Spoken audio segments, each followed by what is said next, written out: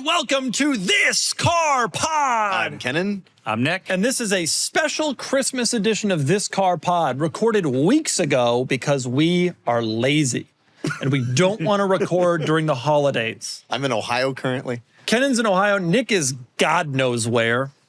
Anyway, this special Christmas edition, ho, ho, ho, by the way. Oh. This special edition, all we're doing is answering previous questions that you've asked us before that we didn't get to.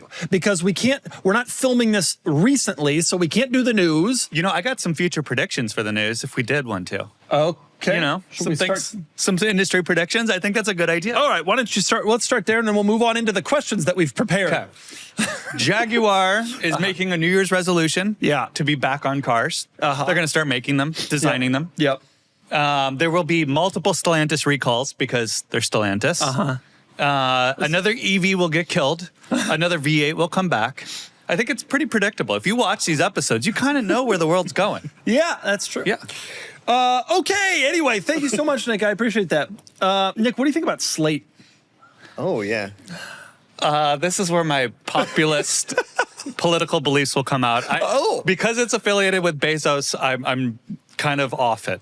You know, there are people out there who think... I know, he's an investor, whatever. If I can avoid Amazon, I do. Wow, so... Oh, wow. Wow, so you just don't use Prime? Nick's getting into politics right here in minute two. Yeah. All right, Okay. we're going to do questions. You guys have always been lovely and asked us questions. And if you want to ask us questions for the next pod, which we're going to record topically, you go to carsandbids.com, you click on the community tab. There's a post there that says, ask us questions, and then you ask us questions. This week, we've gone through weeks of old questions, and I've picked the best ones we didn't answer before, okay? Okay. Are you guys ready? I've got 20-some. We'll probably only get to half of them. I'm excited for this. Okay, first question from Doug's Not a Porsche Guy, which, by the way, Love is it. true. Right, he's a Mercedes guy. Get it right. No, I have no affiliation. Kia Stinger GT guy. I did love that car. Doug and Friends. You guys are the friends. Yeah. What's up? Santa. Thank you. Thank you, Santa. Big Nick. Big Nick energy. Out of all the vehicles you've owned, what was your favorite and why? Well, Nick? I think we all know Kennan's, right? Kennan's is his E39 I think- M5. Yeah. yes, yes, it was. Kennan likes his E30. I don't know if we've ever made this point in the pod before, but Kennan likes his E39 M5. I don't think I've ever mentioned that. So yes, I really enjoy my If early you 2000s. don't know, he's got a silver, titanium silver. Yep. It's a 2002. Yep. Black sport interior. Is that the one with the V8?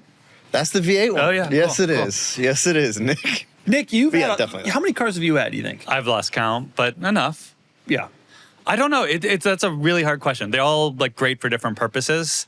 I think if I think about which one I like loved the most, you know, like just has that like weird feeling. It's got to be a B7 Audi. Really? I'd say the RS4 was the best one, but like B7s are really what got me like just overboard on cars. So probably the S4 that I had, Olin's, I had a big brake kit, I tracked it. Wobble bolts. We had a lot of fun with that car. Okay, couple things. First off, there's rose-colored glasses going on here. Yep, absolutely.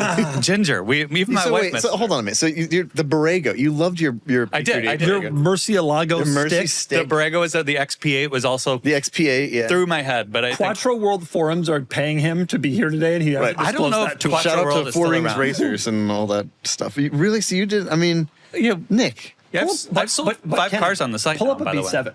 Pull up a B7. Right. I've sold like 9. Okay.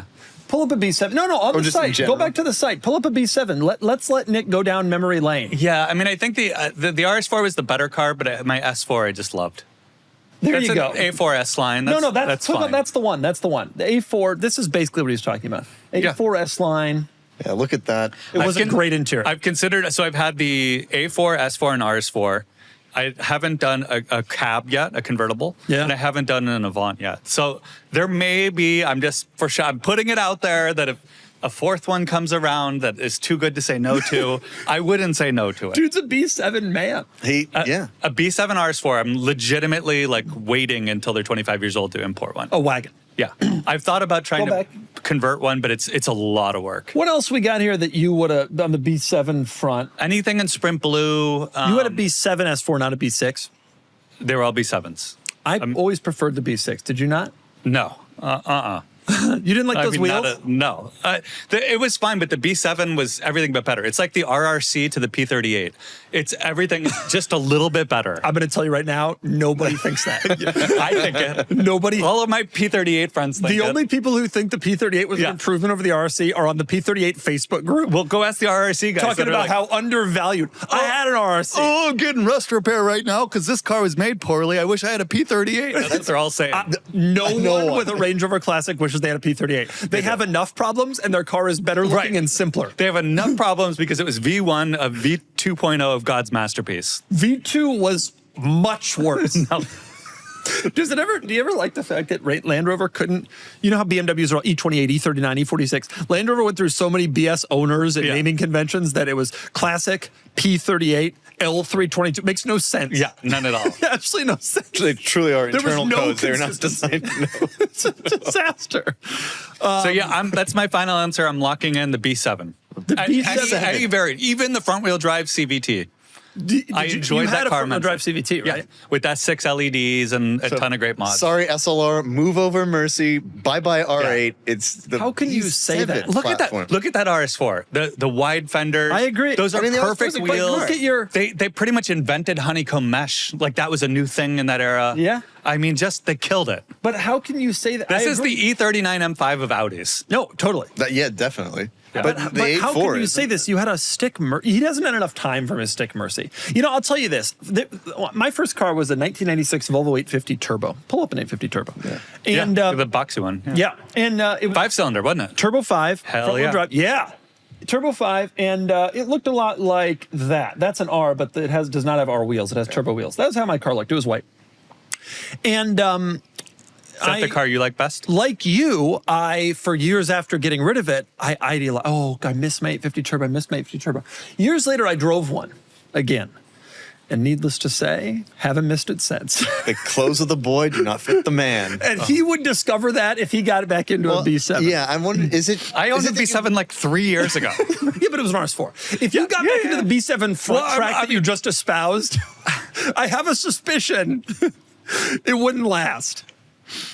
Perhaps. is it- But I feel like it's a cheat to just say my fastest car or my most expensive Well, car. I mean- I'm going with the car that I had the deepest emotional bond with, like Kennan and his E39. I was Mr. B7. I lived it and breathed it. It was a seminal point of my childhood and adulthood. Yeah. Yeah. So it's got history to you personally.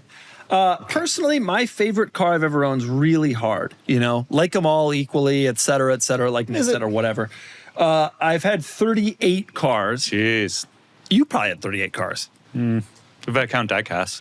I bet I'm at like 20. I'm in the hundreds. But you're moving a lot I don't faster know. than Yeah, me. it's picking in up. 5 years, you're definitely going to be more than me. Yeah. You're having like 6 cars a year. It's probably a know. violation of It's state getting law. close to dealer line. I'm going to Phoenix next week, and I've already updated my Facebook Marketplace to target hoopties in that area. So, yes, it's a problem. If you got a Ford Lightning you're trying to offload this Christmas in Scottsdale, in Mesa, Yes. put it on Facebook right now, This is your nickel man. overpay. There's a lot of good used Range You got a Rovers in California Scottsdale. guy coming in. But I think my favorite is probably the Countach, which I is currently owned and just love dearly. That's what Drive that car, and I am so excited every time I'm in it. That's what I was predicting you were going to say. It's not the most usable. If I only look at cars that I have gotten rid of, that 2001 E55, pull up one of those. Oh, I just yeah. want to look at it. Wow. The 2001 E55 is my... That's like your B7. Yeah. It's not that great by today's standards. Well, the thing that made it so great was that it was super reliable. It was pretty fast, but it was also roomy and reliable and comfortable. And at the time when I owned it, I was like 25. I didn't need any of that stuff. But in the years since then, I've realized, like, actually, this would be great. And you know how you have that Focus as like a third car that you just sort of use when guests, whatever? I want to get one of these for that. Yeah, a little Just loaner car. reliable. Yeah, you don't have to treat incredibly nicely. That's the This car. is doable. You know, it's a very achievable dream. Well, I want a wagon, which is a little that bit makes more it harder. complicated. That's a little bit harder. A little bit more Then you'll be complicated. precious about loaning it out, though, because that's legitimately cool. This is a 99, and I only do facelift cars. Well, we haven't had one yet. No one has. They're uncommon, but I'm starting the procedure of looking for one. Wow. But I do Wow, like my Easter egg there. You got me back into cars. Good. You got me deep back on cars. I don't know if by You the got time, me off cars. foisting this Arnage onto me, the Multipla. Come You guys are just feeding me bad ideas. By the time this pod airs, I'm not sure if I'll have announced this yet, but I really want an E30 M3 Sport Evo, and I really want a 210 E55 wagon, and I am ready, I think, to buy either one. Can't wait to hear about this for months after you've already bought one. You started this. Cool. I was off cars. I'm for here for an 3 M3. years, I didn't buy a car. And Yeah. then you showed up and you were like, I'm having all this fun. and then you did dumb stuff and got out of it okay financially. Yeah. And I'm like, well, I can do dumb stuff and get out of it. Look at all these That's M3s. right. You That's see right. these? Look at that. Take this car. This is what I want. I want this car, but 5 more horsepower for $150,000 more dollars. Completely rational. Sounds great. Makes good sense. So anyway, I'm interested. Okay, should we do our next question? Yes. I'm so excited to get Kennan's view on. Oh, here's a great one. Your personal information is more exposed than you think. Data brokers and people search sites can collect your name, address, phone number, even family details, and sell it to anyone with a credit card. It's why stories about data leaks and privacy breaches are everywhere. I've been using Delete Me to take control of my online privacy. Delete Me is a hands-free subscription service that removes your info from hundreds of data broker sites and keeps monitoring it over time. Why Delete Me? They've been the trusted leader in PII removal for over 15 years. They handle everything in-house for security, and their real privacy advisors are available for custom requests. For me, it's been eye-opening to see my dashboard, know what's out there, and watch it get removed, all without lifting a finger. Get 20% off Delete Me consumer plans when you go to joindeleteme.com/DeMuro and use promo code DeMuro at checkout. Or you can use the QR code on screen. That's joindeleteme.com/DeMuro, code DeMuro.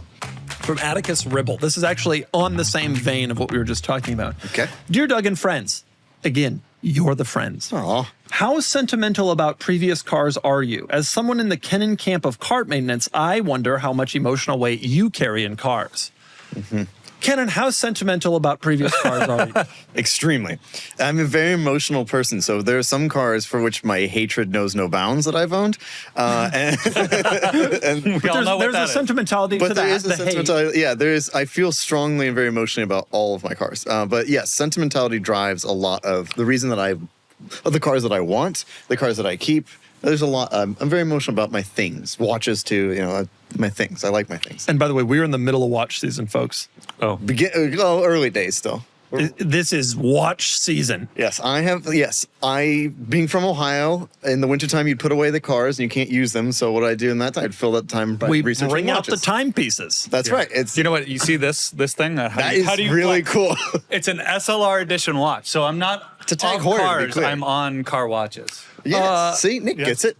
So I took it in to get the battery replaced, and the guy's like, "Sir, there's no battery in this. It's an automatic." And so he's like, "You just need to like shake your wrist more." And I left feeling like an idiot. Well, it's like pulling up to the gas pump. I in a got some Tesla. hard work to do during watch season here. Okay, when you say that you're sentimental about cars, what do you mean? Like you look at your old cars, you look up their VINs, you think about them, you have glossies on your wall above your bed. I do think about them. I have mementos from them. So like I have like from my first car, my 525, I still have the window sticker, and I still look back at pictures of that car. I really love that car. Really loved it. It was 190 horsepower. It was, but it was my first. It was a great first car, and it was a manual, and it was blue, and I just really loved that car. But yeah, I look back fondly on a lot of the great memories I've made with all of them. That's the most important aspect of owning any of these cars to me. It's just like the E39. It's like the reason I feel so sentimental about that is I close the door and I'm right back to where I was when I was dreaming about owning that car as a kid, and now I have one. And so, and it just that hasn't faded for me. And the sentimentality is what drives that. So. Have you ever And it's a thought, great car. to be a little armchair psychologist here, that you get too attached? Like maybe it causes you to overinvest in maintenance or make sort of illogical decisions. Well, yes, love is not rational. Oh, so that's like, beautiful. so I would argue that it's important to love things that can love you back, like how I love Nick. yes, but the M5 provides me with so much joy every time I use it that It does yes, love you back. that- In a way, it provides me what I'm looking for from an automobile. So yeah, it gives me what I want. Then yes, it is very expensive and things, but I just want it to always function and I want it to be around for as long as I can drive the car. So, no surprise, the person who spends so much money on the car is invested sentimentally and emotionally invested in the car. Yes. Isn't that called commitment bias? I'm not sure.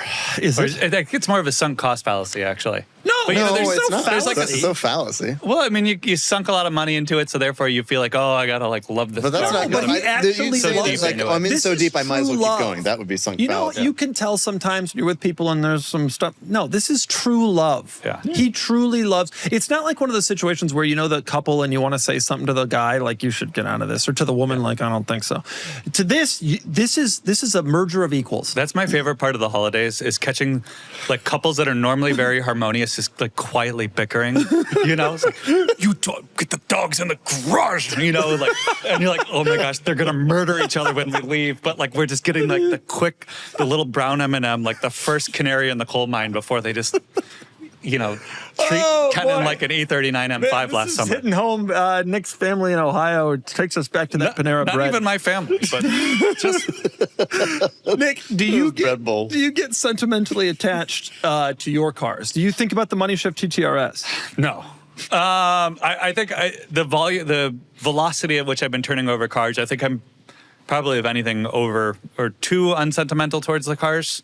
But I have fond memories of them, and then I have recreated the P38 experience. I have thought about getting another Celine XB8, so I'd say like it's a balancing act. But do you, specifically the ones that you have, do you ever mourn their loss? Do you think about them? Do you have keepsakes? Funny enough, the Mercy. So there's been a few cars like that B7 S4. I tried to sell it once, and then I like backed out. I'm like, I can't sell it. I just love this car too much. I regretted doing that, and then like a year later, I sold it for way less money. So now I've kind of like realized once I get the itch to sell a car, it's time. Right. And waiting is only worse for me. So I've sort of learned to just listen to that. Like the Mercy, I still loved that car, but I was also like, it's time. And I know it's time, and it's time for something new. And if I hold off now, I'll wait 6 to 12 months. I'll probably get, you know, it Right. just like all the signs are pointing it to it's time to let go. So when you let go, you let go. yeah, now I've like totally let go. I'm still in the owners groups and like poking around a little bit, But but you I don't have emotional attachment. I don't have a the yearn to car. get back into a Mercy right now. So. Okay. The question was, how sentimental about previous cars are you? My answer is literally zero. Yep, I knew that about you. Yeah, which is Literally zero. You had trouble letting go of your Defender 90. I feel like you were sentimentally attached. no, he didn't. Nope. He was. All of us, many other people in his life were attached to that car. But All not my him. friends, We we can't spent sell it. You months can't trying to sell it. talk you into like helping you talk off the ledge between that and the G cab. I feel like I definitely am attached to the G cab, which I currently own. I have no attachment to the yellow car. I sold it to a guy in upstate New York. don't you famously look up the Carfax of all Yeah. your vehicles? I Carfax them once a year. That's a but- little stalkerish. No, you no, know? no. I don't. Listen, That's like, oh yeah, I look up my high school girlfriend on Facebook once a month, but I'm over it. it depends on the purpose. I mean, like I look up some people from high school just to make sure that I'm living better than them. You know what I'm saying? You know what I'm saying? Nick understands. Lives in the biggest of all house in his people. neighborhood, had a Lambo. But right, he's got his profile picture, Nick in a Lambo and a race suit. Actually, I'm rocking the QP5 on Facebook. Thank you. I'm humble. But I do Carfax them. I'm always curious to see where they went, but I never like yearn. Mm-hmm. There is not a ounce of me that wants any of those cars back. I never want to hear from the people who have them. I do not care if they get in accidents and totaled and destroyed, which some of them have. I don't care if they kill people in Florida, as one of them did. None of it matters to me. Wow. But there are experiences you would like to repeat. The W210 being a good example. But to me, that was a thing. It was a thing of metal and glass and bolts. Like, I can get another thing like that. And honestly, that car now has 150,000 miles on it. I don't want that thing back. I want a different thing that probably provides me with a sort of similar. Do you know what I mean? I know what you mean. Certainly the experiences in some of the cars, I enjoy the memories. This one being the best example of that. But like, I'm not trying to buy one of these back. And if I was, I would. You know, like anybody who's, I miss this car. Well, why don't you get one? I don't miss it that much. It's not like any of these cars I can't buy back. I know some people who are in that situation where they sold a car and then Yeah. the values took off and they can't afford. Like I can get a W210. It's a $14,000. Right. But like if I really missed it, I would, but I don't. You know, the cars I yearn to get back are ones that I never owned, but I had like a exposure to it. So examples, my dad's friend had a 1967 GT500 KR Mustang. Oh, wow. That he let me drive in high school and do a burnout. Oh. And so I always, whenever I see a green with white stripe GT500 Wow. KR, I look at the Carfax and figure out, okay, was this in Columbus? And if Yeah. so, maybe it's the one and I should buy it. My grandpa had an E-Type Wait, Jaguar. I'm going to stop you right there. Same Kennan, thing. do you want to ask him about it? Well, Columbus. How do you look at the Carfax if you don't from this? Well, not a Carfax, but you can look at the ownership history and stuff You get like a that. Marty report. You can kind of figure it out. Marty? That's Not Carfax, but usually it's like some level of owner documentation still in there. You post on the forum every couple of like years. when someone comes up for sale, you look to see, was this the the one? write up on the listing. Would site you buy usually such a car? I don't. Those in particular are very expensive, but my grandpa's E-Type, same thing. If that came around and it could be buyable for the right price, I'd be like, oh, sentimentally. You know, anytime cool. anyone does that, I always wonder, like, after the first couple years, are you just like, well? I don't even think it's. I was my first couple weeks. Because you months, got maybe. Grandpa's E-Type, and it's like, okay, we got Grandpa's E-Type, but at some point, you have a vehicle in your garage that you don't use much, and Grandpa sat in it 45 years ago, but like, well, I mean, I'm not sentimental about cars or property or anything like that. I don't get into that kind of stuff that much. But I guess there are some people who would not feel that way. But to me, it's like, when you're done with it, you move it on and you don't think about it again and you hope never to hear from the guy who bought it. Now, the guy who bought this, which is the car that I certainly had the most personal attachment to, he does send me messages every so often. I like to hear what's going on with it, but I don't look at the pictures and think, oh. Yeah. My Ferrari, the guy who bought my Ferrari sends me a note every now and again to tell me that the car has been perfectly reliable for him. He hasn't had an issue, and I'm like, every time, but nonetheless. My Hernage guy messaged me. It was the same guy, right? Isn't this? No, different guy. The guy bid on mine but did not win it. Oh. And he said the battery was dead because the alarm went off the entire way from San Diego to Tennessee. But he's like, I figured out how to turn the alarm off, and it's great. This thing is so fast and fun. But Oh my God. car shipper's gonna ship, you know? Yep. All they said is they get it from point A to point B. They didn't say they'd turn off the alarm. Okay, next question. The dude drove it with the alarm going the whole I time. guess. I mean, presumably the battery died somewhere in Texas. Yeah, if but it killed the battery. Hey man, when we're hauling across the country, can't hear it. The reason Turn the was music there's like an alarm sensor in it or something. yeah, I think like a toe sensor, so it was out of tilt, and that was enough. But Yeah. Okay, next question. This one is from Sebway, and I want you both to weigh in on this, even though it's for me. I want to hear your takes before I provide my monstrously outsized, ridiculous outburst take. From Sebway. Question for Doug. Have you heard of the Rare Shades Festival? no, It's a festival dedicated to Porsche cars in different colors from the Paint to Sample program. You've never heard of this? No. My question is, how much would they have to pay you to attend, or will he attend next year's event now that he's officially a Porsche guy? Let me do the math. Will I attend? You carry the one. Under absolutely no circumstances ever. But the question is, how much do they have to pay me? I mean, I would probably do it for 100 grand post tax. 100 grand post. You wouldn't do it for 50 grand post? Where is it? Is it in LA, you think? If it's in LA for 50 grand post and I can go up and go back the same day, I would talk about it. What's it called? Rare Shades Festival. Okay. If it's in the Bay, 100 is my number, seriously. Nick, tell me your thoughts on the Rare Shades Festival. would I go or would you be convinced? No, to go? what do you think about people meeting up to show off the colors of their Porsches? I mean, it is great in that it gets all of those people off the road and away from me at one time. That Cars and Coffee in that area, in that vicinity that week will be amazing because like all of those people will just be elsewhere. Yeah, they're elsewhere. They don't have to come to our Cars and Coffee. It's at a Ritz-Carlton too. This is First in Canada. it's like they're, Toronto. as you would say, it's like they're making fun of their own customers, you know? Oh, man. Oh, man. Well, What I've discovered is that there is a large contingent of Porsche enthusiasts who care more about their spec than the driving experience of their car. And I think it's probably the single most pathetic thing that goes on in the automotive industry today. I do think it's actually, for those people, though, that'll be really fun.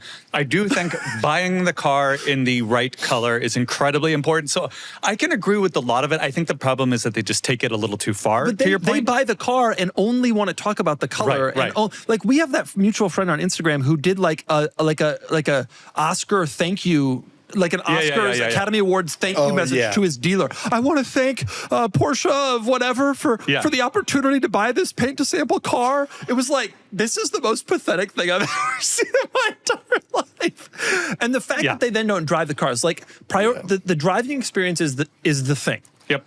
The cool color is cool. And I'm into the people who buy it for the driving experience and then also get some weird color, and that's cool. I'm into that. But the people who attend these things, 0 mile trailer to the thing, factory recommission because they wanted this. F that. Yeah. That is sad. I agree. I remember earlier this year seeing a GT3 RS, brand new one, cars designed to be driven hard on the track, like really take the abuse. Yeah. And it was a PTS color of some kind. And this guy just got out of it and immediately started drying it off because it had been slightly sprinkled on with rain. You're missing the point. That happened at Cars You're and Coffee missing- with a certain mutual friend who was a little worried about some dew on their spoiler this week. Yes, Yes. Gary on his F355 was a little worried. I just don't get into any sort of behavior. To me, a car is about the drive. Yep. Yeah. And the thing about the rare shades thing is it is literally the opposite of that. It's like you're celebrating like the way it's optioned in the spec. Nice spec, oh my God, that spec is so nice.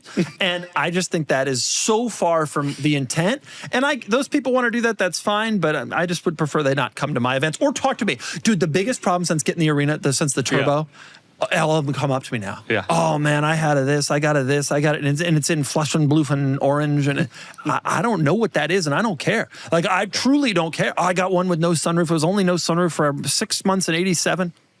Literally, I'm not one of you. I joke about not being a Porsche guy, but like I can't handle those. Like mentally, I can't handle those conversations. Like don't come at me with that. You would appreciate. So I broke my other MacBook and I took it in for a repair, and the guy recognized me as Doug's friend. No way. But he wasn't authorized to help me. So he just chatted with me for like 20 minutes while I was waiting for my actual appointment. But it was like, oh boy, I hope he's not a PTS. No, they kinda never guy. are. But The he was people- actually a cool enthusiast. But sometimes you get trapped in those conversations where you're like, I literally can't leave. So. But again, I understand why, because the cars are so ubiquitous because they're mass-produced cars that Porsche just pumped out. Yeah. And so if you want to distinguish your '87 Carrera, like different color is a big deal. So I get that, but I agree. The story that is plus untold those cars about don't drive very well. The story that's untold about that exact thing is that like ultimately these cars are not that special. They're special almost entirely because of the way they drive. Yeah. But if you're not capable of exploiting that, then you go down the it has a cool spec kind of thing. Bonus And- question related to this. What festival, if it was incredibly tailored to a very specific niche, would you go? I would do That's a good question. the Rare Colors Festival or whatever for B7 RS4s. There are 4 Suzuka gray ones on the planet. One has been totaled.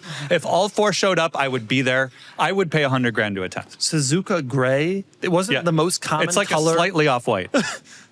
It's white with like a touch of gray, but it's Nick, perfect. you're sitting here complaining about Perfect. I hope those Porsche people are off the road so I don't have to deal with them. He's over here talking about Suzuka Gray. One of the 4 has been totaled. It's a B7. It's God's chariot. It's different. No, it isn't. What weird event would you attend? You would go to like a G cab. I mean, I would go to. I would never Yeah. go to any event with fellow G cab owners. I got to think about you. what It would be legit. You have Travis Scott, Kylie Jenner. I would never want to be around. I with a would. G cab. I would go to a non-red Ferrari event where all the Ferraris were every color Ooh, except for that's red. cool. There is no color event that I would. I'm saying if you had to pick one of these, you're saying You would go to like a press color event. I would go to Press That would be color. good. That would be pretty Press good. colors of normal cars from the 1980s, 90s through 2008. Yeah. That's all I want. Press colors of normal cars. I want to see like the Dodge Intrepid in that weird light blue that they had. I want to see the Cadillac CTS in the copper. Like that's yes. You know the other- coin slot Maxima in the copper. 46 M3 in Phoenix yellow. It's not normal enough. The other color event we could do that I would go to, and you would too, would be the Sultan of Brunei Festival. Oh, yeah. Any Oh, yellow yeah. on red car or red on yellow car, as well as any car that was rescued from him may attend. Or golf-themed interior car. yeah. If you have like a Golf interior, that counts. That counts. What about Harlequins? That's a festival I'd go to. Yeah. Volkswagen Harlequin Golfs. It'd be interesting. It'd be an interesting crowd. I We're wouldn't want getting to talk close to anybody. Radwood at that point. Oh, Yeah. kind of all of us, honestly. Taylor's right into Radwood. Yep. This episode of This Car Pod is brought to you by AutoCast. And as a parent like me, this is honestly one of the most useful in-car products I've come across. You plug AutoCast into a car that already has wired Apple CarPlay, and it gives you wireless CarPlay, which is great. But the real reason I love this is the real-time rear view feature.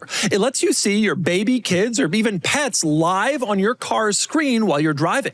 There's no recording, no uploading, nothing stored anywhere. It's just a live feed, so you get peace of mind without any privacy concerns. It also has night vision, so you can clearly see what's happening in the back seat on nighttime drives, plus a 150-degree wide angle that shows the entire row of seats. And it's easy to install, either strapped to the headrest or clipped onto the seat's metal rods. AutoCast even stays updated with over-the-air firmware updates. So if you're a parent like me who just wants to glance at the screen and know everything's okay in the back seat, check out AutoCast and use my code DOUG20 to enjoy 20% off all products across the entire website. Okay, next question, and this is a good one for the two of you as people who come from the middle of the country. From Camoon. Dear Doug, not car related, what's your connection to Nantucket? I know you spend summers there, etc. When you make the drive there, which state has the best scenery and which state has the worst?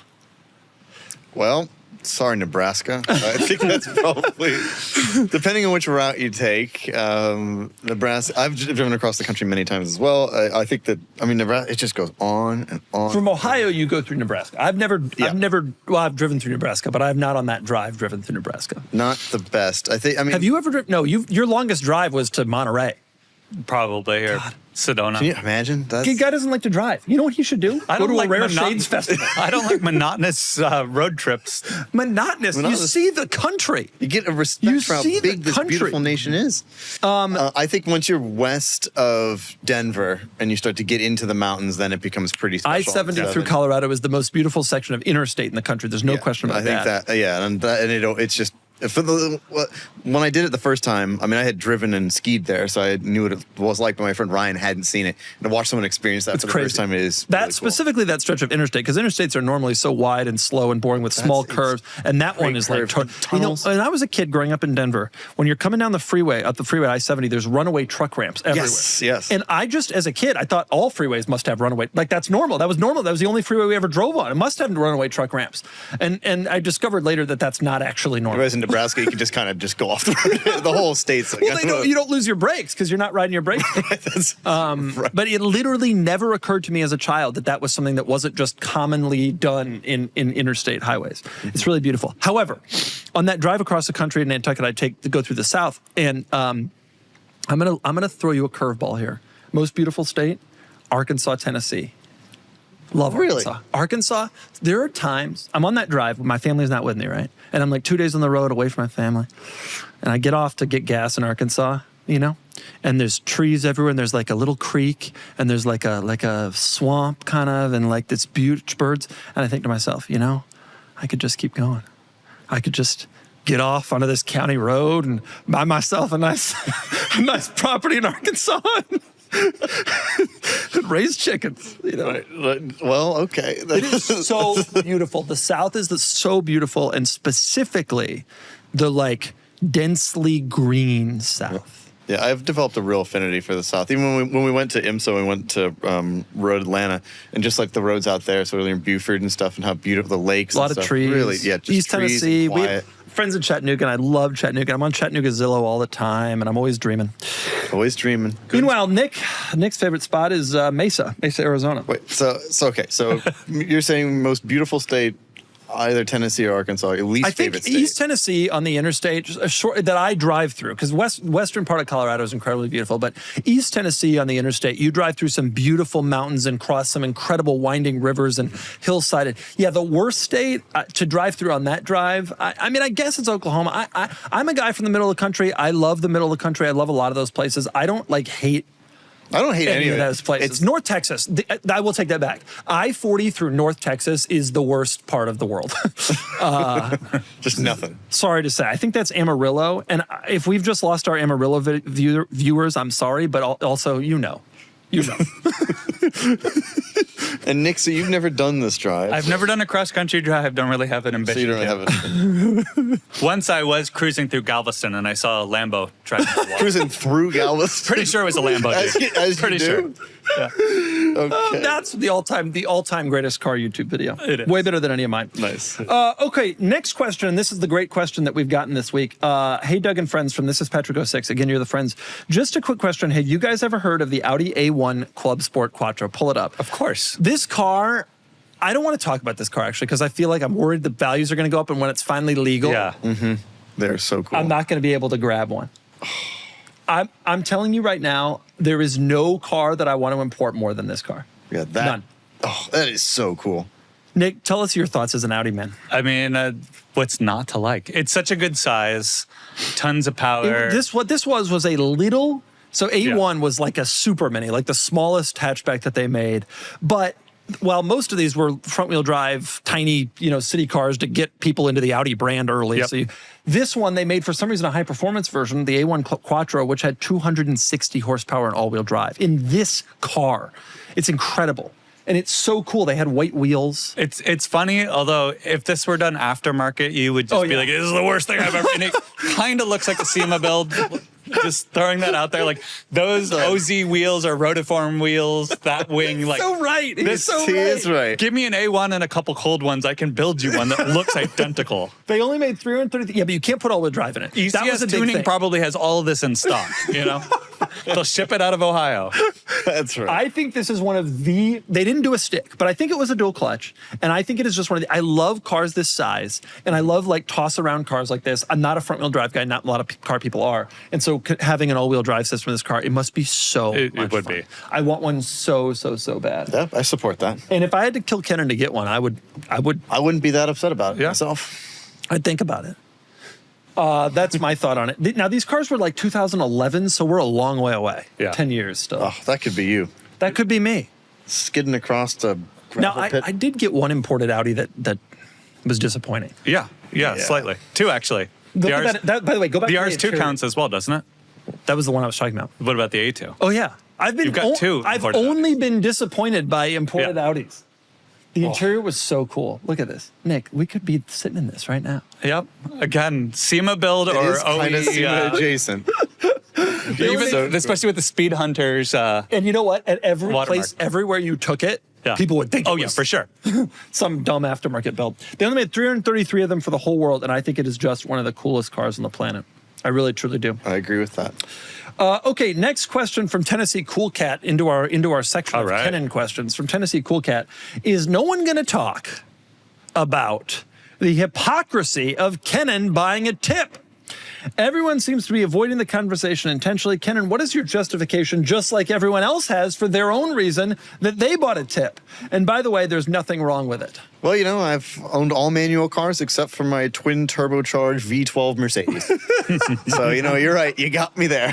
So your point is, it's No, okay to buy a tip if you get one that has 1,000 pound-feet of torque. Yeah. If you're getting a Rentec tuned SL65 or a Dodge 3500 Power Wagon, then you can buy a tip. Yes, I've always wanted an SL65, and I felt for the longest time that one of its shortcomings was its transmission.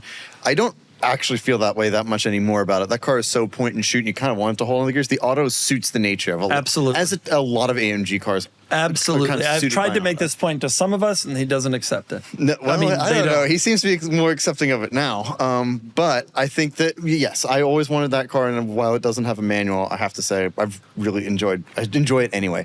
I do think that I agree that generally I always want a manual, and since I'll likely have my M5 for a long time, I still get that joy, but and I think that most fun cars should be manual, but nonetheless, You wanted I'm the happy. experience. Yeah, and Your I- justification is you wanted the experience of this crazy car. A lot of people's justification is, I get tired. No, actually, I don't mind. that ain't me. I'm not tired. I don't mind having tip cars. I have a bunch. However, I want to point something out. You got half tips. You got all tips. You don't have a manual car at all right now. He's got the Fiat. It doesn't count. Yeah, it doesn't. Not only is it broken, but he's desperately trying to get out of it. I, however, have a majority of manuals. Yes, I'm a 50-50 split at the moment. My next car will be a manual for sure. I'm 4/7, which works out to 57% manuals. Nick, do you have any? Just edges me. Do you have any? Anything to say about that? No, and the next few cars I'm in the market for are all automatics. Yeah, that's true. So- Nick's moved on. He's getting older. He's getting grayer. That B7 is getting further in his rearview mirrors. Yeah. Pretty soon he'll be like a B7 RS4, but I wish they had made an auto. If only they. That Tiptronic was just so satisfying to put into gear and then push over to the. It's hard to Carfax your old cars when we're driving a stick. You need the hand free.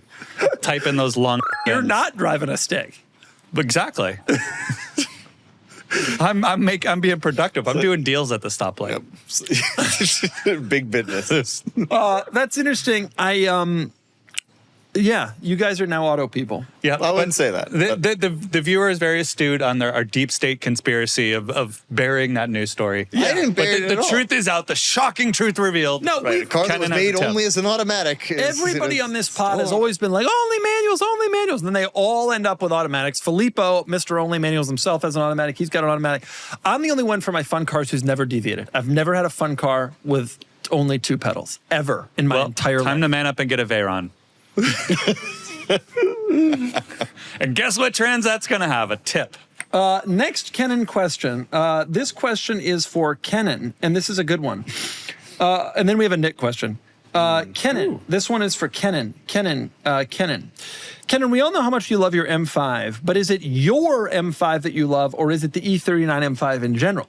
If a lower mileage M5 in your dream spec with extensive service history became available, would you sell the M5 you have now in order to get it? That's from OP Starfish. Really good question. Yeah. I have run into this situation before. And honestly, it is my M5 that I love specifically. Wow. Dude doesn't even love the E39 M5. Yeah. I do love them Because it's a all. rare just like- shade of silver, and another silver. Yes, that is true.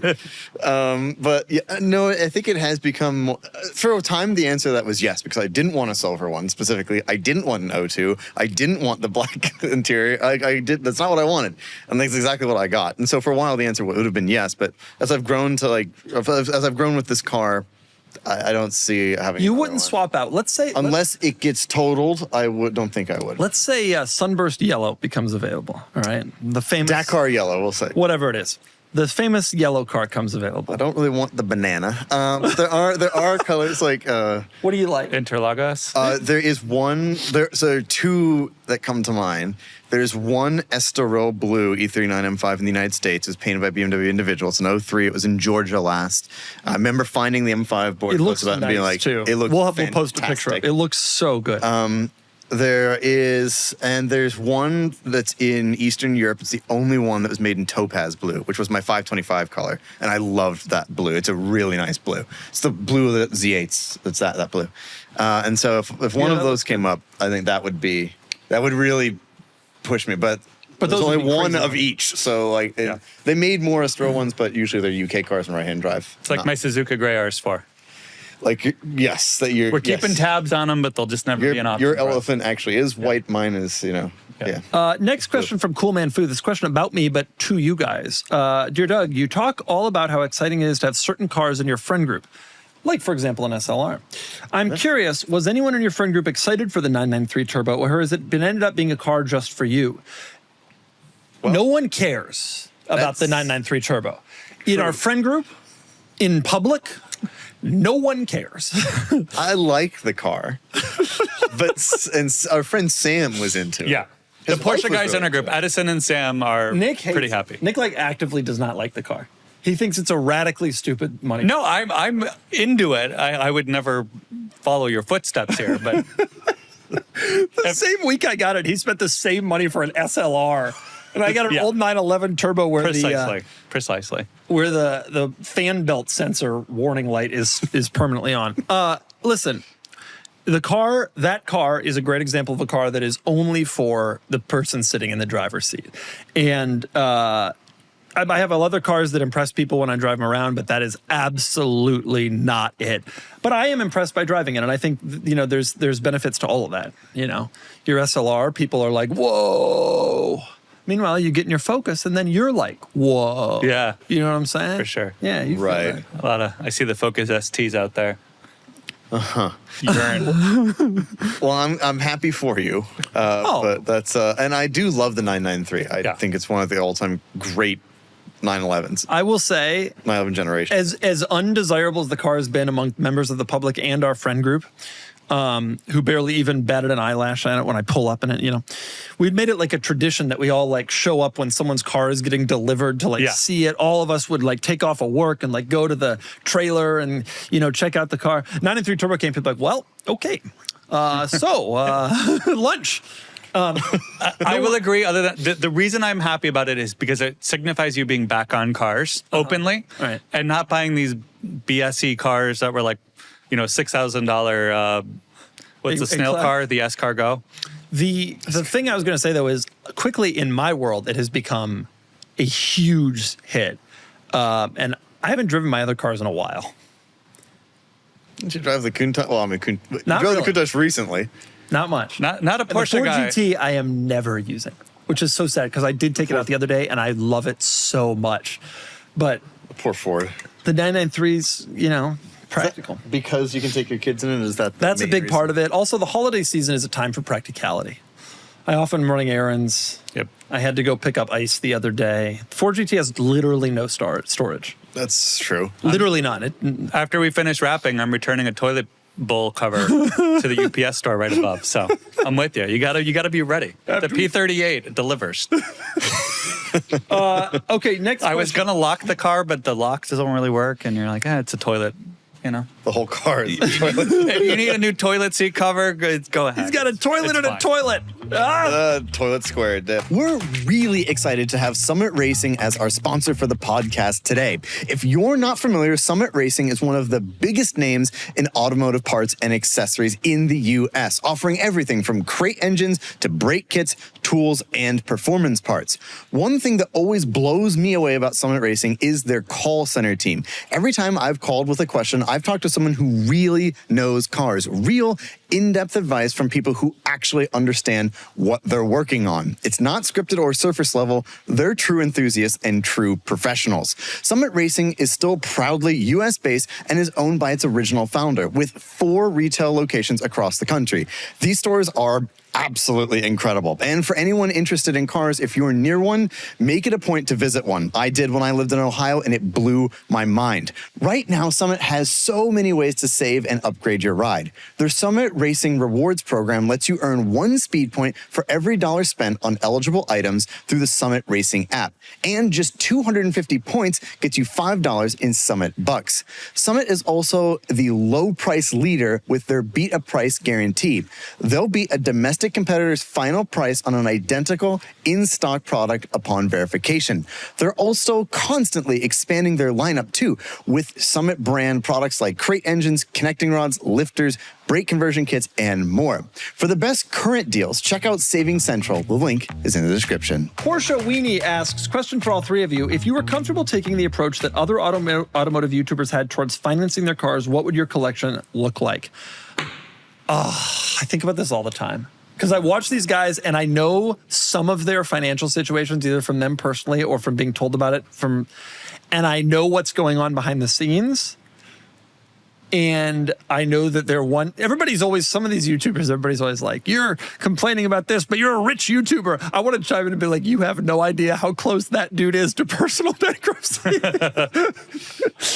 But unfortunately, I don't do that. I own all my cars, but I wish I could be irresponsible. In which case, they said, would you have an F40? Yeah, I'd probably have an F50, honestly. What would you get? I don't know. I mean, I probably would stretch back into that 100,000-ish, like, probably, for me, probably a 575 or something like that. I would stretch back into. Like, it's just not the right time to spend $100,000 in a car again, like I did with. What the about a 255? 599? It's so funny you mentioned that. I was this past weekend. There was a manual swapped 599 at Cars and Coffee. That car gets more appealing by the day to me, even over the 550 and 575. Like that engine just hits you in the face, you know. And it does, which actually is one of the reasons why the drawback of the manual with that car is it's so fast that if you're doing any sort of real speed driving, the manual is like too much almost. But you still want a manual in it. Because most of the time you're not driving like that. Yeah. So I think 599 and then doing the stick conversion. And if I were brave like Nick, because you look at a 599, it's $10,000. You look at 599, it's $10,000. So 599 is probably. It's a good point. That's probably the one. That's probably the one for me. What about you? Nick, I feel like I'm inching dangerously close to what he's describing in the first place. Every YouTube video I produce probably nets me a massive 4-figure loss in terms of all the maintenance I did to make like $30 in AdSense back. So I'm kind of what he's describing. Right. If I were willing to get more leveraged, I would have a second fun car. And you and I agree on this so much, but an XJ220 or an S7, something punishingly expensive to own that you will literally never see again. It'll be the only one that you see driving anywhere you go. Yeah. Something like that that's just beyond ridiculous. XJ220 would be so cool. I also... either one. If I were to be a little bit more practical, Diablo 6.0. Yeah. but a Diablo is our friend is proving is a very difficult car to own, but I want one so badly. Yeah, me too. That would be cool. I would have a lot of stuff. Yeah. Because I could leverage a lot and really go crazy. I would definitely get an F40, F50. The problem is you've discovered is once you get past like 10 cars, it becomes a burden. That's one of the reasons I'd go after like the craziest of crazy. Yeah. I would have a lot of crazy stuff, but it'd be probably about the same number of cars. Yeah. And my financial situation would be as sketchy as some of the people who are out there today, possibly watching and thinking, is he talking about me? Yeah. Yeah. And by the way, not Hoovie. Compared to some of these guys that we've now heard some stories about, Yeah. Hoovie is Dave Ramsey. You can see how it happens though, because you normalize it very quickly. Yeah. It's just like a, Well, and you're thinking only about monthly expenses. Like, can I cover this? Can I cover the payment this month? If I make it this much in AdSense, I can do that. And you're not thinking about like any sort of long-term saving or how you can continue to exist or whatever. And so like your only thought is, can I cover that payment this month? If I make this video, I can. Okay, well then I can get another one or do even more crazy videos. And the next thing you know, you're earning 150 grand a month, but your spend is 146 grand a month. You know? Yeah, and you've convinced everyone. I think convinces themselves they're Mr. Beast, where they're not spending recklessly; they're reinvesting into the business. You know, but like it's not. It's different. From Kinetic SF, this is on the topic of what we just discussed. Doug, when are you going to stop kidding yourself and give in to the siren song of the 550 or 575? Given your comment in the video about being a daily option like your Ford GT, it seems like you'd do a straight equals dollar swap for a manual 550 or 575, or an auto and save money. So swapping the Ford GT into one of those. There is literally nothing in the world that would convince me to swap my Ford GT into 550 or 575. Yeah. There is literally nothing on this planet, no possible thing that could do that. Yep. Anyway, next question. Because the Ferrari is just more fragile. The Ford is a very simple car. Realistically, it's very easy to take care of. Parts are inexpensive. That not one of those things can be said about the any 575 Ferrari. is dailyable from the perspective that it is relatively comfortable and relatively soft and relatively not noticeable and quite practical, more so than the Ford GT. But the thing the Ford GT has over those cars is that it is durable. Mm-hmm. And the 550 and 575, they are not durable. They are not reliable. They are expensive when they break. They are relatively reliable for Ferraris. If you were going to daily one, these cars, some of them have real miles on them. They're totally great, but they're not like the Ford GT. No. And more importantly, at the end of the day, the Ford GT just drives way better. Like not even close. Like simply drives much better. Like an order of magnitude. As it should. As it should. It's a different category of car. Different category, different year. 10 years I mean, newer. it's much newer. I think that's really the big factor. But there is nothing that would convince me to do it.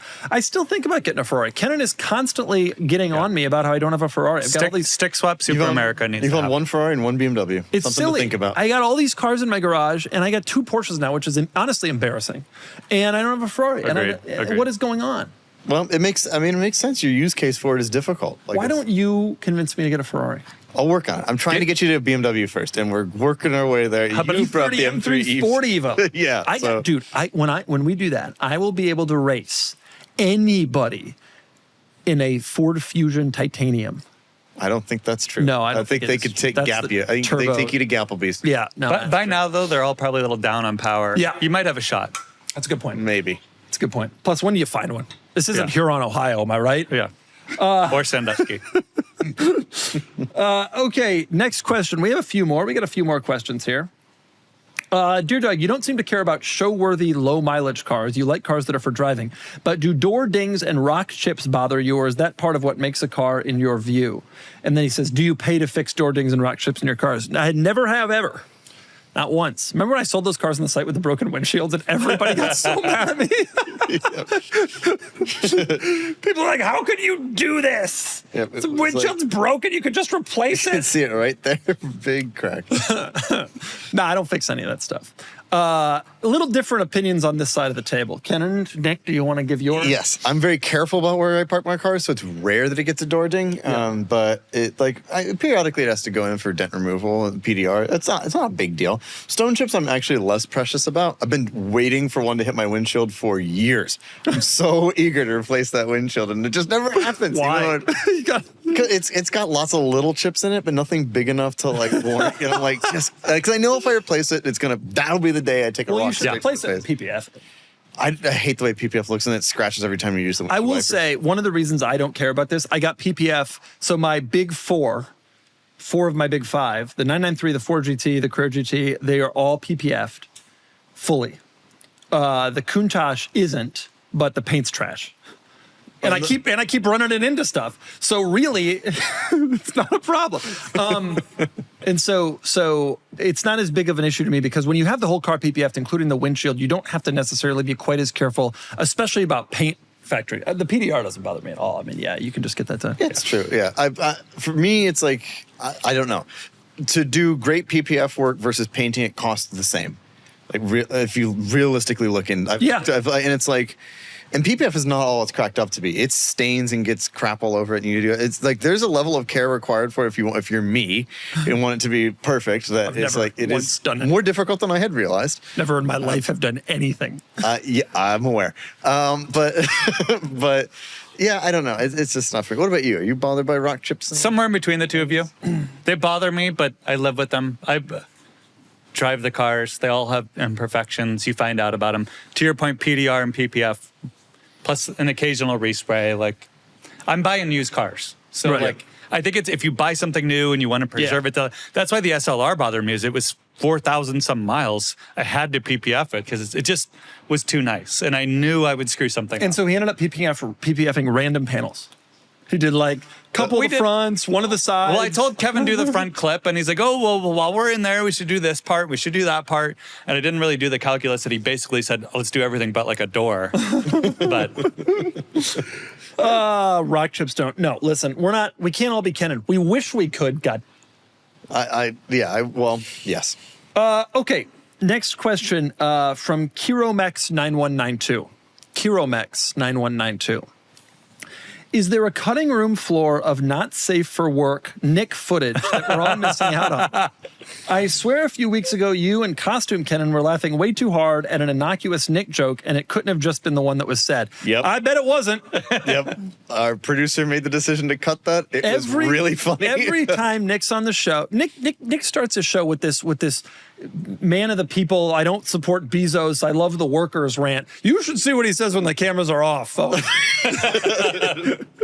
Nick is one of the most entertaining people I know, and there are things that we can't, for his safety, we can't put out. But I like to think I have no filter. The reality is I just don't think before I talk.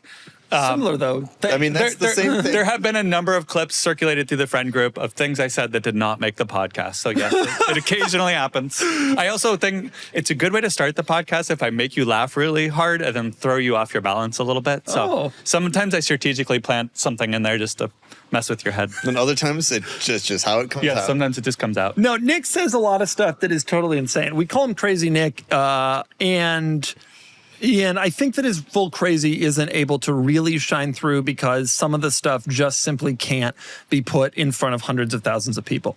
But you know what's funny is the haters on the YouTube comment against me say that I don't take enough, like my opinions are very predictable and normal, and that I need to like take a more controversial opinion. I'm like, those just get cut. His opinions, that's insane that he says that because he bought an SLR. Yeah. The whole thing was that he got rid of his Mercy, which everybody loves, and then the S, he got an SLR. That's the least predictable opinion a person could. You know who else got an SLR? Manny got another one. No, he did not. He bought the one on Bring using an alias. You're kidding. He's going to do another HDK, full MSO recommission kind of thing. But yeah, I think it's his 10th. You're kidding. Yeah. People say I have a problem. And when he bought it, he then screenshotted it on Instagram. He goes, wow, someone got an insane deal. And it was him. He later revealed that, so like he was in on the joke, but like I love Manny so much. Yeah. I love Manny indescribably much. You know what you ought to do is you ought to burn down Manny's car warehouse because that would have a significant impact on the number of SLRs around. Don't give him an idea. Like 10 fewer cars. Maybe the Rare Shades Festival needs to be hosted at the Koshbin Company headquarters. Dude, I got a Manny story for you that I've never told in this pod before. All right. I went up to film something with him. I used to film with him. He doesn't really he doesn't drive his cars, so I can't really film with him because I like to do a drive. Which is a shame because I legitimately liked Manny. I've met some people doing this and then I've met some people who I like. And Manny's one of the ones I truly liked. And he told me, because Manny had a yellow Carrera GT, and he told me right before they were starting to take off, right as they were starting to take off, that he had sold it for like $650. And he said it needed like 85 in service. It needed Courier Yeah. GTs after like 15 years needed the engine out, and it needed like, the cams were pitting. I mean, it needed real service, and the market hadn't quite taken off yet. And I, at that point, was like, could have stretched and maybe. And shame. Got away. Yeah, that's a 2 million car now. Yeah. And I am stuck with silver. Good. Meanwhile, Manny's stockpiling SLRs. Should have been stockpiling Courier GTs. He messed up. I mean, he's like Michael Burry in The Big Short. He's not wrong. He's just early. He's early. Yeah. He's early, and it's all going to work out for him eventually. Nice, great quote. Love that movie. Here's a question for you guys on the subject of craziness. ME020424 writes, you said that in the past, Crazy Nick is only at a 7 out of 10 for his YouTube videos, which is true, by the way. He's crazier on the pod, I think, than he is in his own videos. He almost needs people to like play off. Goad him on, yeah. Like when we did this thing with the A2 on the desert, we got to edit some of it because it's not appropriate. Like what? The car maintenance habits of people in parts of the middle of the country. We can't cover some of that. But anyway, I don't recall that. I'll remind you off podcast. But anyway, on the same scale, the question asks, how much crazier is Doug in real life compared to the podcast?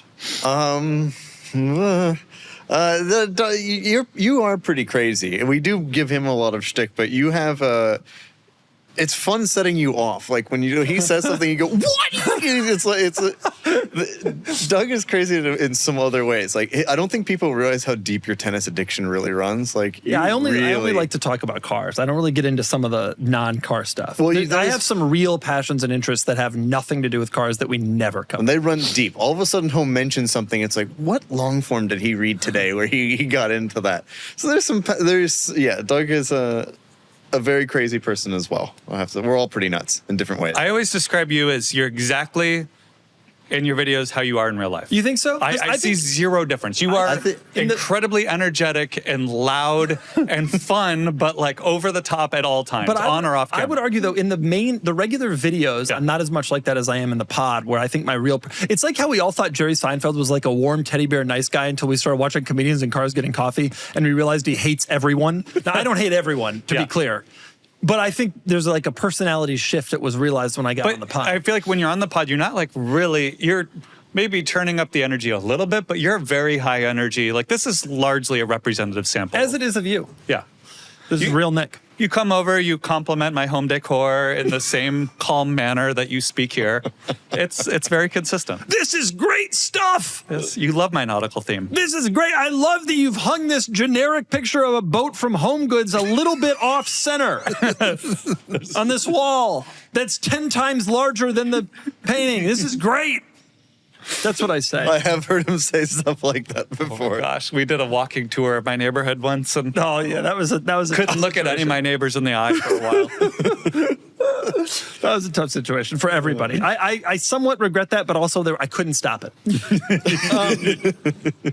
Next question from Benny T, mostly for Doug. You have a short list of cars left after having so many.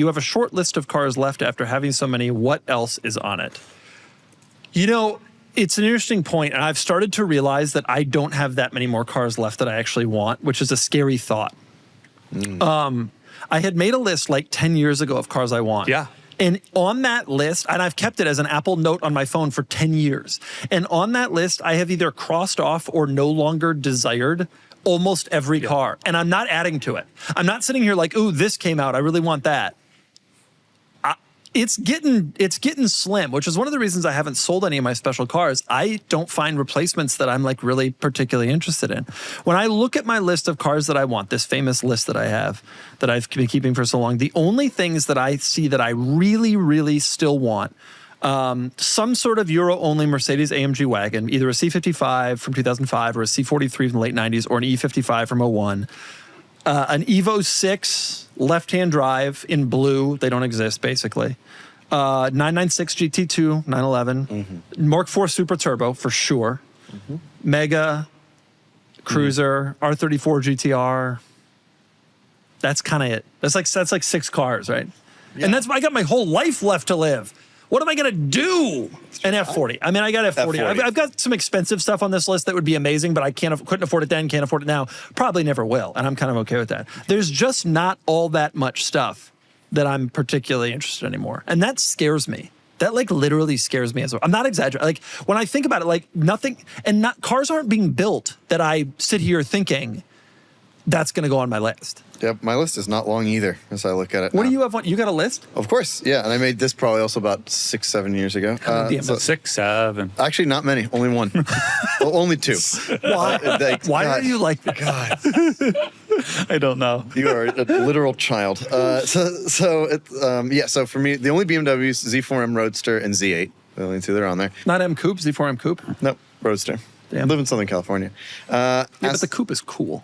First gen V12 Vanquish S, CT5V Blackwing, Dodge Viper RT10 or SRT10, 575, 612, 599 Gallardo Superleggera first gen, LC500, 996 Turbo, 997.1 GT3, 981 Boxer Spider.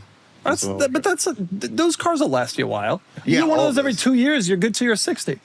Yeah, there you go. So, I'm screwed. Well, yes, we're different seasons of our lives. I'm out. Yeah.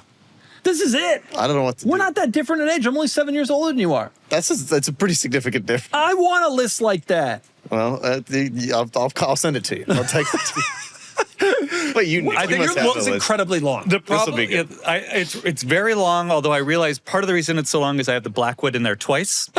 He wants it so much. However, I think the problem we were discussing off pod is as you ascend the ranks of automotive vehicles, it's hard to take back steps, right? The Termi Cobra, for instance, like we wanted that forever, but if you've had a Ford GT, it's a huge step backwards Totally. and you're never going to drive it. Yeah. Same with the Multipla, like it's cool, but would I have an SLR and a P38 and all these amazing vehicles to choose from? It's hard to choose the Multipla. So that out of the way. I agree with that. That's a point that is like real. I think about that a lot. Like there are cars on this list that I really idolized at one point. Yeah. But then I look at it now. Multipla was on my list, but I look at it now and I'm like, I know what that's going to be like, and I'm just not going to. Been there, done that. Been there, done that kind of. Yeah, I think that's why all these brands are coming out that are like the SSC2 Atara and the Aspark Owl. It's For like, people who just they got it all. What else is out there? Yeah, they need something more exotic and ridiculous. And so unless it has 2,000 horsepower and a 13-speed manual transmission, they're not interested. Yeah. So I will say I'm surprised at your list, like a Chrysler ME412. I do think that both of our lists cool would vehicles change in if there. our financial circumstances changed. Right? Yeah. Oh, yeah. You- F50 like- would be on the list. And so, I mean, yeah. Like if I had a ton more F1, money, there would be more cars. Not as many as I wish, but like if you'd have F40, et cetera, et cetera. Like Powerball's at $1 billion right Yeah. now. If I won that, like it would be, I mean, absolutely. I'd show up in an F50 next week. You know, it would almost be sad It would though be because speedboat season, you know? it would almost be sad though because don't you think that we would eventually get to the same place with infinite money that we've gotten to without infinite money? You know, I think sort of. But it's almost nice to have. you'd be getting I don't know. I think we're intellectual. I like to think we're intellectual enough. I think it would balloon like this, and then we kind of pare down, and you just end up with a 993 turbo. But that's kind of my point. Like in 10 years after you had infinite money, you'd sit there and be like, yeah, I had the XJ220 whatever. And you know what? I didn't want any of those cars, and there's still nothing that I want. And now I have infinite money, and there's still nothing that I want. That'd be sad. I almost don't want infinite money for that reason. I would be nice to have something to aspire to. I think I'll take the infinite money. That sounds pretty good to me.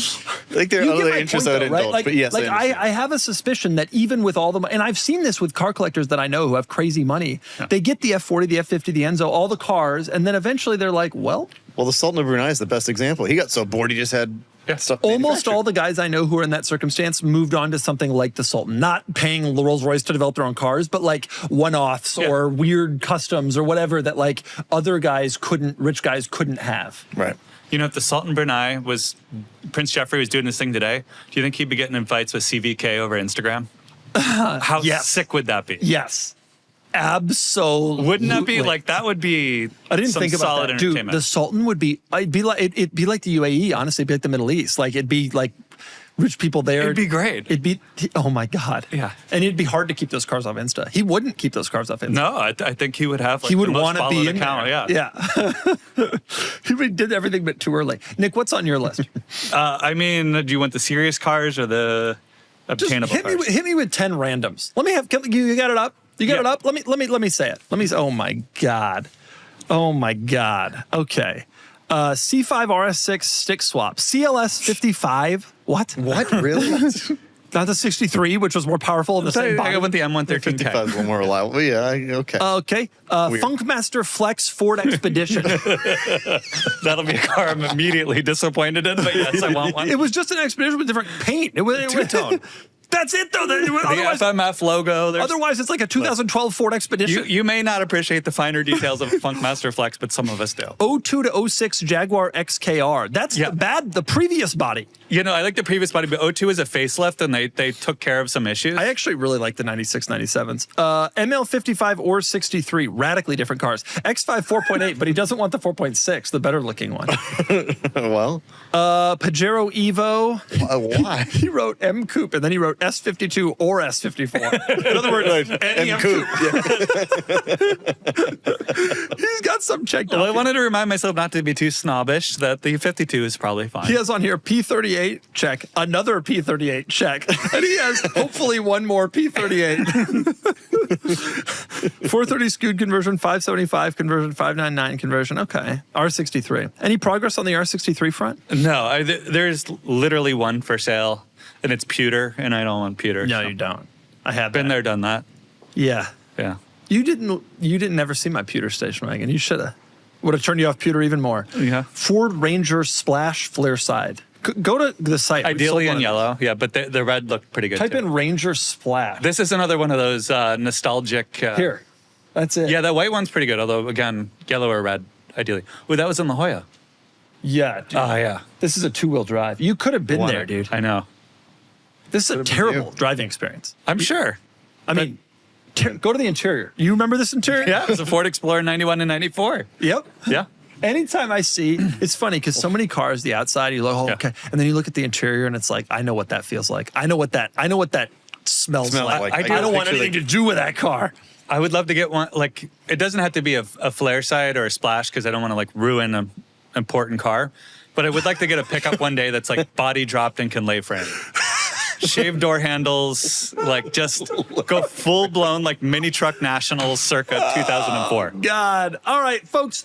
This being the Christmas episode, I want to stop a little early today because we received some gifts, some holiday gifts from some viewers. Yes, Kennan, we would did. you like to show us what people have sent us? And by the way, if you're at home and you're thinking you want to send us something, don't. Instead, send us an email to Sean@carsandbids.com. That's SEAN, Sean@carsandbids.com. All right, we have several gifts. So one of them is a Nissan Armada cologne. You're kidding. Now, I'm guessing that smells like... God. Uber. Yeah, I was going to say... Like someone's trying to cover up menthol smoke. I was going to say, You've got it smells to like be bad kidding. financial decisions and going way too fast on the highway. But yeah, fascinating. Who greenlit this at Nissan? They're that desperate to. This must have been. Is this new or old? Hard to tell. It's still shrink wrap. All right, Nick. Huh? Try it. No, we're not. I'm not taking it out of the box. You kidding? This is high quality stuff. I'll try it if it's phthalate free. Nick, given that this is the Nissan Armada, what are the three languages on the bottom that the warning has been translated into? All Eastern European. Beyond that, I don't know. Polish. No, come on. Czech. Where is the Armada the most popular? Well, I assume Japan because it's a Japanese vehicle. The first language on here is Texan. Arabic. Arabic? Okay, yeah. Oh, yeah, sand dunes. And then it's French and English.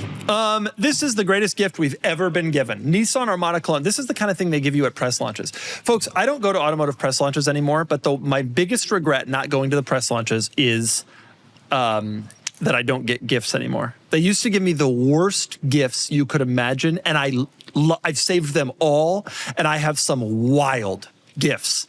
Like my Nissan Z sushi knife. Remember that? Oh, that's a good one. That's a really good one. But although you don't get those gifts anymore, we do have more gifts that people have sent us. What's this one? This one, I don't know. Maybe these are spiders. I have no idea what these are, but they sent us a little card as well. In a baggie? I will let you read This it. is gonna. It's like there's anthrax. Anthrax in here. It could. Dear Doug, Kennan, and Filippo, and Crazy Nick, I hope you enjoy opening the finest collection of 20-year-old authentic imported cars direct from Albania.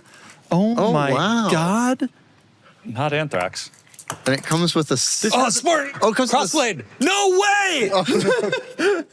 Let me have one. This one has Italian plates on it. That one, those are Although they license could be. plates for and then here's a non-cross You're blade. kidding. Some guy, okay, wait, this came from Jason in Albania, and they're cars in eggs, and this one is this one's fake. disassembled. Oh my God, that one's broken apart. This is the greatest gift I've ever seen. Jason the crossblade is the coolest. Jason is actually a doctor in Farmington, Utah. Oh, this is a smart 4.4. God, This Filippo's is, going to go nuts. That weird car Sean wants. The Renault Sport Spider. Let me see.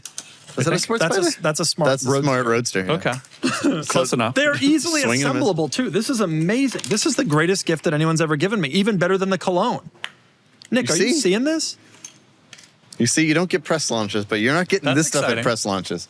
This is one of those, what was this thing called? If Kennan and I stick with YouTube for another 10, 12 years, we might be getting stuff like They're this. sending this to all of us. He says, "Dear Doug, Kennan, Filippo, and Crazy Nick," and he spelled all of our names right. he which no one, has No one ever- does that. Thank you very much. That's very kind of you. That's a detail that's often missed. This is, I know, Filippo's name has never been Oh, I've spelled seen. correctly. Yeah, I mean, Don't open, my God, Nick, this was going to go in my press watch collection. Can we just show how, like, this is pretty nice. all right, Nick. You Little got, vessel. all right, since you've opened it, let's spray a little bit. Not on me. On your wrist. On your wrist. On your wrist. What are you doing? Oh, he's just embracing it. That's how you are supposed to do it. Well, That if you is- like how it smells. If you like how it smells, I mean, if you're feeling like an armada.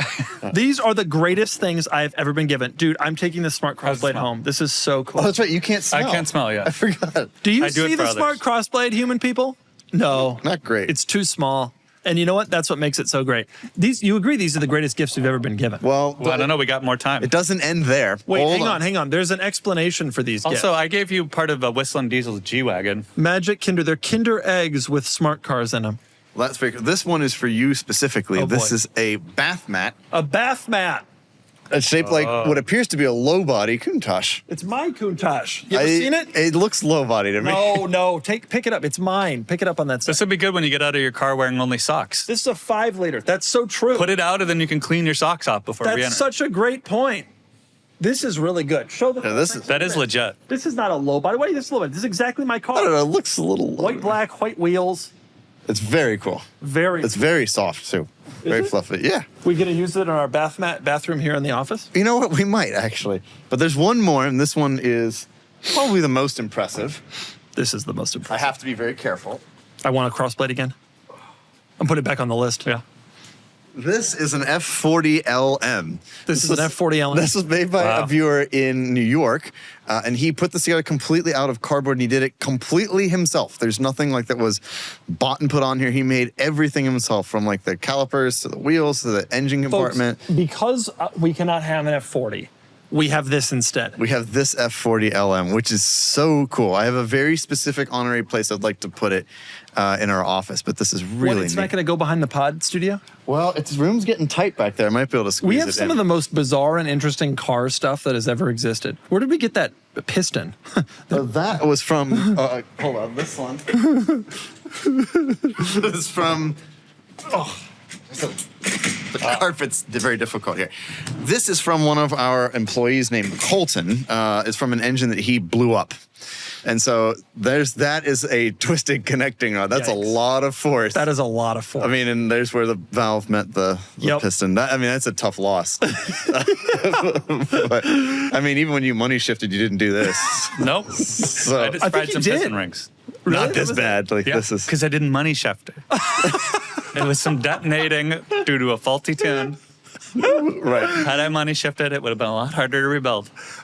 These are all great gifts. We love all the weird car stuff we have here. Obviously, the greatest gift we've ever been given is each other on this holiday season, and also this crossblade. No, this F40 is very cool. You have a place for it. It will live in our office It will forever. live in our office with tremendous honor. It is really cool. Again, if you want to send us gifts, the address to send them is Sean@carsandbids.com. SEAN at carsandbids.com. That's where you send them to. This was our podcast with questions. Nick, do you have any parting thoughts?